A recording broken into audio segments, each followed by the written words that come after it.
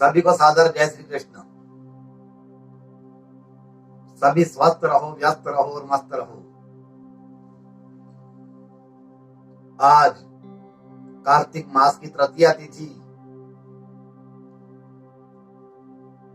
आज चतुर्थ अध्याय का श्रवण करेंगे।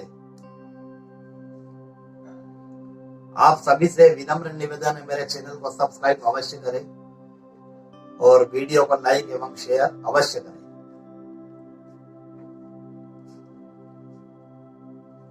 कभी कभी जीवन में बिना कुछ गलत किए हुए भी हम लोग बुरे बन जाते हैं। जैसा लोग चाहते थे आप वैसा नहीं कर पाते हैं।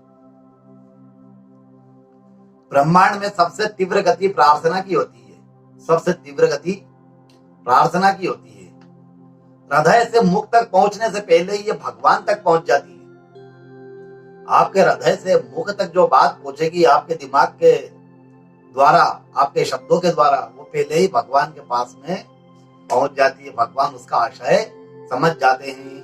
भगवान पर भरोसा इतना रखो कि जब आपकी इच्छा से काम ना हो तो समझ लीजिए कि ये उसकी इच्छा है, प्रभु की इच्छा है। आपकी इच्छा से जो काम नहीं होता है वो प्रभु की इच्छा है। और जब आपकी इच्छा से काम हो तो समझ लेना यह उनकी असीम अनुकंपा है, उनकी असीम कृपा है।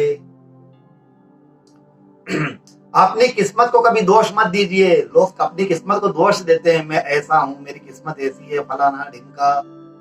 अपनी किस्मत को दोष मत दीजिए, आप बहुत किस्मत वाले हैं।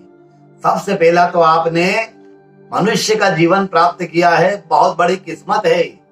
अधिकतर लोगों को मैं देखता हूं दुखी होते रहते हैं। अरे प्रभु, मेरे को रूप नहीं है, मेरे को पैसा नहीं है, मेरे पास वस्त्र नहीं है, स्वर्ण नहीं है पहनने के लिए, गाड़ी नहीं है, मकान नहीं है, यह नहीं है, वो नहीं है।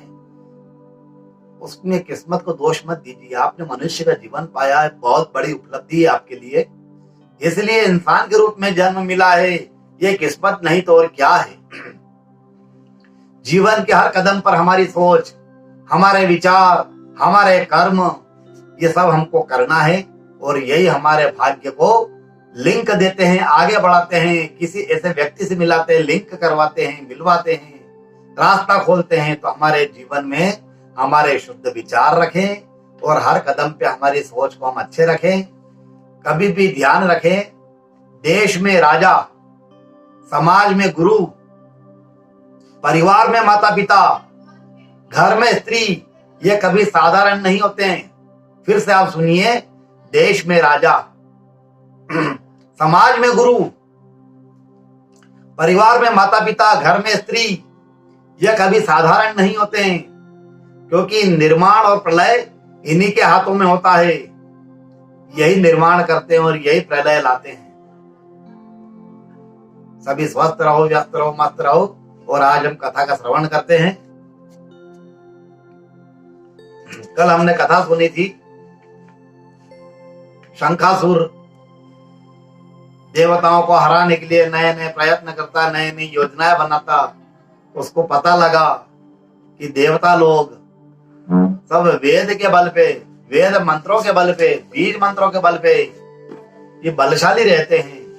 इनके बीज मंत्र ही इनकी रक्षा करते हैं।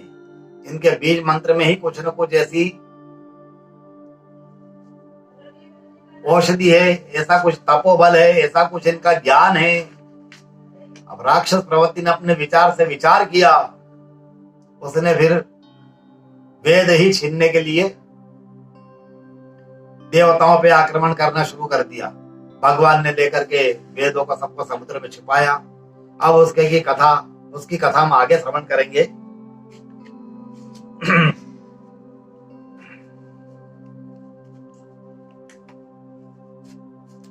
भगवान कहते हैं, तुम लोगों ने मुझे धूप, दीप, अर्घ्य, पाद्य, अर्घ्य,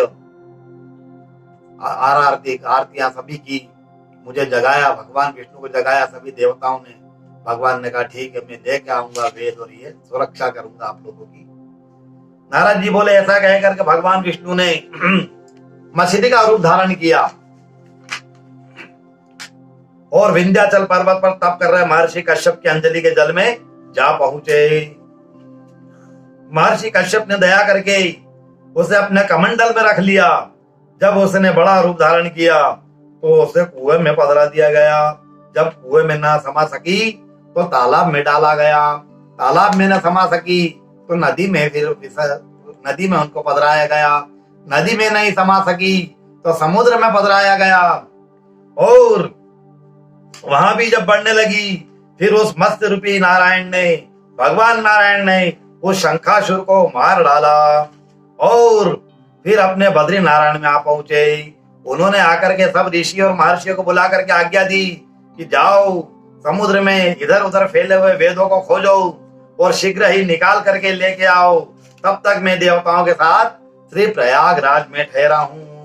इसके बाद सब ऋषि महर्षियों ने मिलकर के सब बीजों सहित वेद मंत्रों को खोज निकाला। उन वेद मंत्र में जो जो भाग जिस जिस ऋषि के हाथ में आया वे सब उसी का हो गया। जो जो ऋषियों ने वेद की खोज की थी, जिन जिन ऋषियों के जो वेद हाथ में आए थे, उन उन ऋषियों का उनका आधिपत्य दे दिया गया। ये इस ऋषि का न्यास रहेगा, ये ऋषि का, इसका सभी ऋषियों का उसमें उल्लेख आने लगा।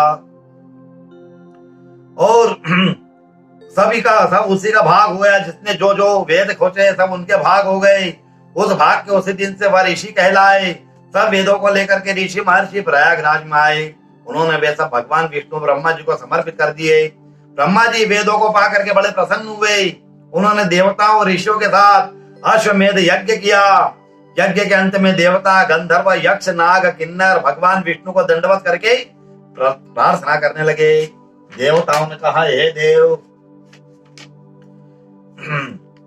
हे जगन्नाथ, हे देव, हे प्रभु, हमारी प्रार्थना सुनिए।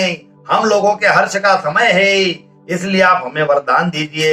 नष्ट हुए वेद पुनः श्री ब्रह्मा जी को प्राप्त हो गए। हे लक्ष्मीपति, आपकी अनुकंपा से हम सब देवताओं को यज्ञ का भाग भी मिला है।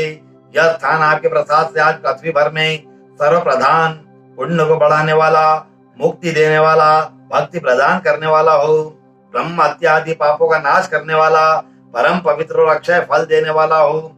यह वरदान हमको अवश्य दीजिए। भगवान विष्णु ने कहा, जो कुछ आप लोगों ने कहा है वह मेरा ही ध्येय है। जैसा आप लोगों ने कहा, अब यह स्थान आज से ब्रह्म क्षेत्र के नाम से पुकारा जाएगा। इस स्थान पर गंगा जी व सूर्य पुत्री यमुना जी का संगम होगा। मैं श्री ब्रह्मा जी सहित यहाँ पर निवास करूंगा। यहाँ पर किया हुआ जप तप तरा दान महान फलदायक होगा। पहले जन्म में किए हुए पाप, ब्रह्म हत्या आदि भी तीर्थराज में स्नान करने से तुरंत नष्ट हो जाएंगे। जो लोग अपने पिता आदि के यहाँ ला करके तर्पण व श्राद्ध करेंगे, उनके पिता मेरे स्वरूप को प्राप्त अवश्य करेंगे। वह तीनों प्रकार की मुक्ति को प्राप्त करेंगे। मकर संक्रांति व माघ मास में प्रातः यहाँ आकर के स्नान करने वालों के दर्शन मात्र से ही सब पाप मिट जाते हैं। ठीक उसी तरह जिस तरह सूर्य के तेज से अंधकार का नाश हो जाता है। हे मुनीश्वर, मेरे वचन ध्यान से सुनिए। मैं सर्वत्र व्याप्त रहता हूँ, हमेशा बद्री नारायण में निवास करता हूँ। सैकड़ों वर्ष तक किसी दूसरे स्थान पर तप करने का जो फल मिलता है, वही फल यहाँ एक दिन में मिल जाएगा। जो मनुष्य मेरे ऐसे स्थान बद्री का आश्रम का दर्शन करेंगे, वह जीवन मुक्त हो जाएंगे। उनके समस्त पाप नष्ट हो जाएंगे। सूत जी बोले, ऐसा कहकर के भगवान विष्णु अंतर ध्यान हो गए और देवता गण भी अपने अंशों को वहीं छोड़ करके प्रस्थान कर गए। जो मनुष्य इस कथा को श्रद्धा पूर्वक सुनते हैं, वह प्रयागराज व बद्रिकाश्रम जाने व स्नान करने के समान फल प्राप्त करते हैं। अच्युतम केशवम श्री राम नारायणम कृष्ण दामोदरम श्री वासुदेवम हरि श्रीधरम माधवम गोपिका वल्लभम श्री जानकी नायकम श्री रामचंद्रम भजे। बोलो कृष्ण चंद्र भगवान की जय, लक्ष्मी नारायण भगवान की जय। अपने अपने माता पिता गुरु महाराज की जय। सभी से पुनः प्रार्थना करते हैं, हमारे चैनल को सब्सक्राइब अवश्य करें, हमारे वीडियो को लाइक एवं शेयर अवश्य करें। सभी स्वस्थ रहो, व्यस्त रहो और मस्त रहो। सभी को सादर जय श्री कृष्ण, जय श्री